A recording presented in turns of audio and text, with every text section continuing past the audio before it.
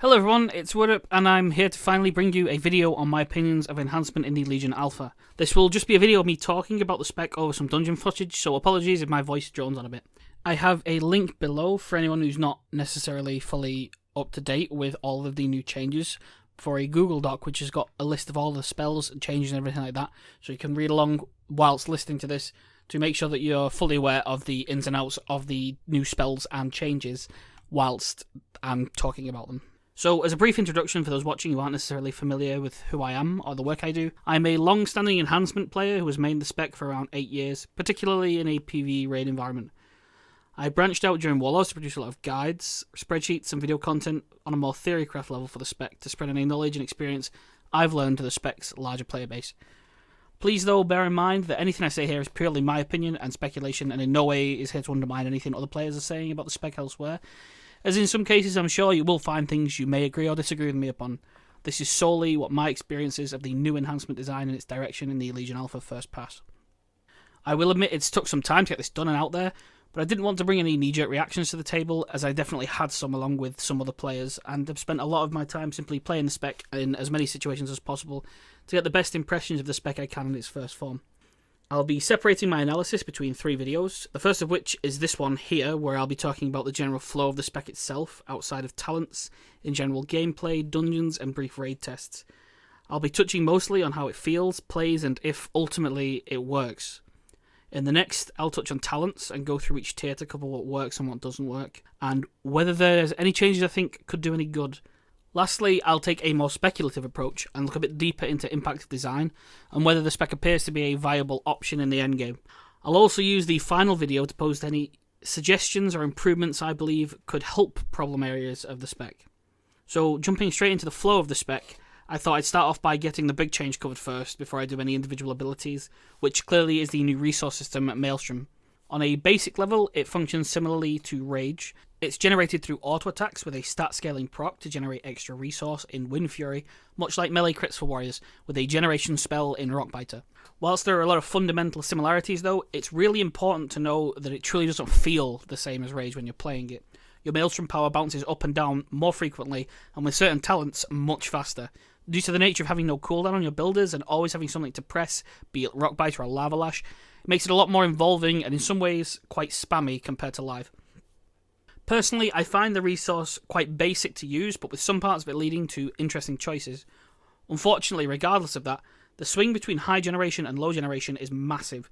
With Doomwinds or your Feral Spirit buff active, you're going to find yourself with enough Maelstrom power to do whatever you want, and in some cases, far too much coming in for you to realistically spend.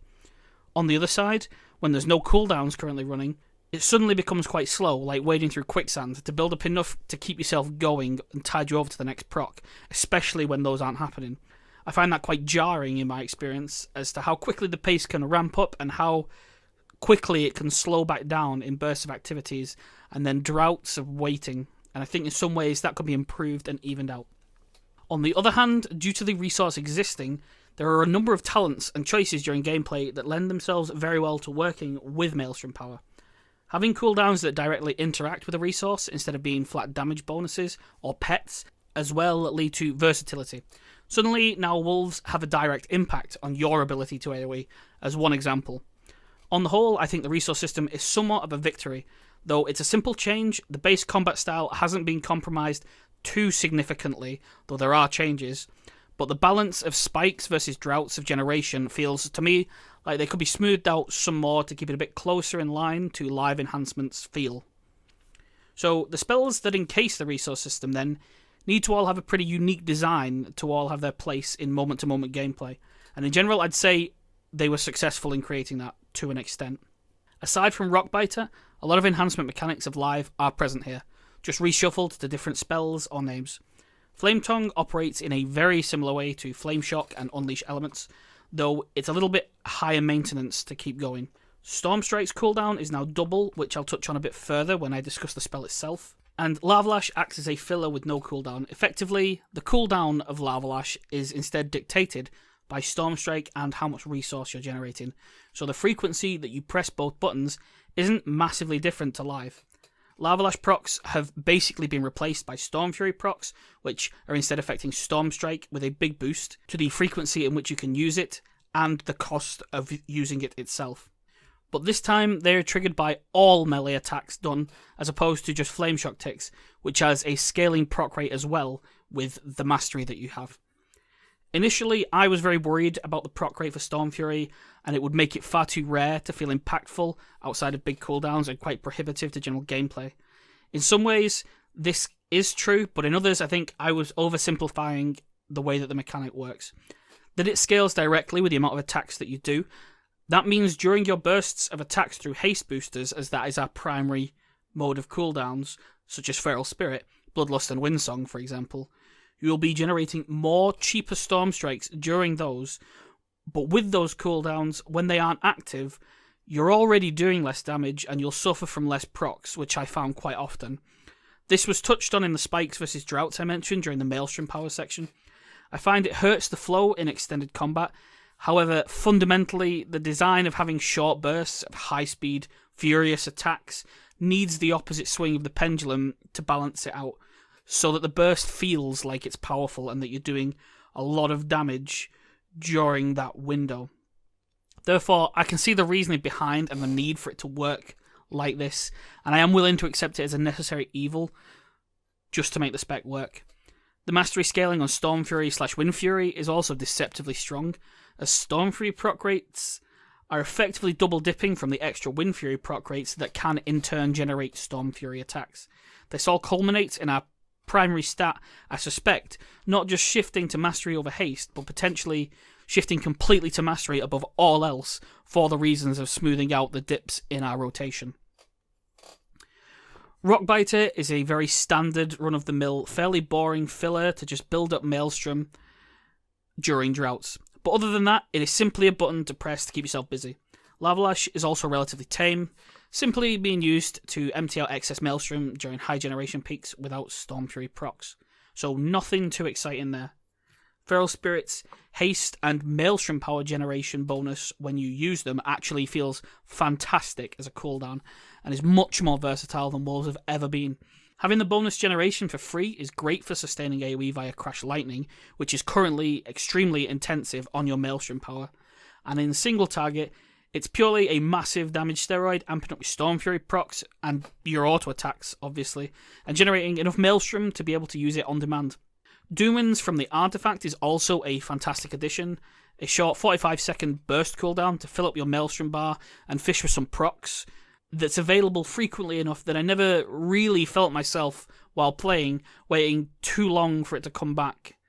Lightning Bolt has been effectively relegated to a pulling tool that deals some bonus damage based on Maelstrom that isn't to be scoffed at if you expend the maximum of 15 Maelstrom power. It's a good tool to hit things while you're out of range or when you're on the move, and it can also be cast instantly and completely for free at 0 Maelstrom. It deals around 60% roughly, give or take, of a Lava Lash when you spend that, so it's still a useful tool and will remain so given that it's half the cost, especially during those movement-heavy fights or situations with low melee uptime on a target. AoE at the moment, however, is something I struggle to find great positivity in, especially given that we currently are the kings with Fire Nova. I said I wouldn't touch on talents in this video, but it would be criminal for me to avoid talking about Fury of Air here, as I'm sure some of you have heard about it. Fury of Air alone is almost exclusively the reason that we can deal strong AoE damage at the moment in Legion. Whilst it's currently scaling incorrectly and is doing around double the damage that it should be, it's basically a better Bladestorm with a very cheap constant drain on Maelstrom while it's active, and with it having a 10-second duration, 30-second cooldown, so a 33% uptime, it's up so frequently that adds just melt around you, and you're going to have it ready when ad waves come. Obviously, as I said, it's currently a bit overtuned, even in single target, so I expect this to go down, but even at its base, the spell is ludicrously strong. Unfortunately, I can't extend the same grace to Crash Lightning, our new replacement for our beloved Fire Nova. It can be quite awkward to activate the splash bonus, as it's a non-telegraphed, very small cone directly in front of you that has to hit more than one target when you cast it, with a cost and a semi-restrictive 5-second cooldown, so you have to make sure that you hit those targets when you cast it. When you do get it to work, proc issues aside, as it's currently activating on some things it shouldn't and not activating on other things that it really should, it's a pretty poor source of AoE damage, and any hopes that it will be dealing 75% of the actual attacks damage that a lot of us were hoping for, as opposed to just flat 75% weapon damage, were dashed across the rocks of the Broken Isles. So it's basically a slightly weaker Blade Flurry, because it's only activating from those active Maelstrom spending spells. So moving off just spells, in general, while I was playing the game, in questing, it felt great. We had a variety of talents, depending on how you wanted to play the game. So you could amp up your generation and mobility, and the core kit is good for burning down enemies fast, and moving around pretty unhindered. Healing Surge still heals a really competent amount to keep you going between fights, generally more than a vast majority, in fact, of any other melee class heals as well. So despite losing the Feral Spirit healing, the extra Maelstrom power generation when they're active allows for more frequent instant casts. Now the speed scales with your percentage of Maelstrom power, alongside gaining that bonus healing when you spend Maelstrom on Healing Surge. We also, as mentioned earlier, have a number of tools for large mobs that are frequently available, and some pretty huge cooldowns if desired, so even the most dangerous elites aren't that much of an issue. In dungeons, aside from numbers being pretty much overtuned right now, our cooldowns are low enough generally, in particular including some talents, that they're readily available on demand pretty frequently, despite constant movement and cycling between different groups of mobs. They also all have interwoven synergy, so stacking them are great for bosses and massive pulls, and making us extremely versatile for when we want to actually dump our damage. They're also very front-loaded, so the damage comes all at once, and then you have the dip where you're not generating, which is great in dungeons because you have those periods where you aren't actually hitting anything, where you're still basically generating more damage by your cooldown cycling back up. We have lost some minor utility tools in grounding and tremor, but as I'll touch on in the talents video, there's still some control there to help out in the more challenging 5-man scenarios. On the whole, my experience with the spec compared to live is that its flow is distinct but similar. Instead of being quite static in its design, like current enhancement, in which you generally find yourself doing the same repeated actions with some small procs to react to, keeping it interesting, you're instead constantly in a state of bouncing between that high-octane burst phase of generation and the dip in which you're waiting for procs, or the cooldowns to ready up and go back into that phase. I'd say for that reason alone, it's not necessarily as fast-paced as live, as you get those relaxed periods that aren't as frenzied, and it's noticeably more spammy due to the lack of cooldowns, and by extension, less methodical than current enhancement.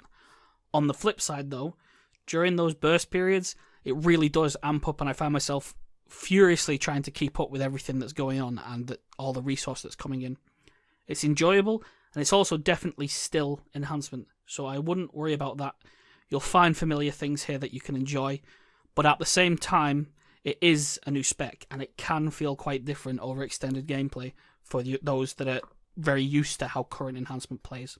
So that's my first real impression of the initial Alpha Builds Enhancement Pass. I'll be getting up the video on talents ASAP, hopefully early next week, and that'll be followed by the more speculative video, hopefully, before any new builds show up with big enhancement changes. Now that the big wave of early first wave testing is over and I've got to grips with the fundamentals of the spec, ideally I'll be doing a lot more proactive videos and getting things up like this to you guys early and summarising it ready for feedback. I'll also be producing one of my lovely Google Docs for feedback and opinions soon to go alongside these videos, which when that's done I'll keep you all posted.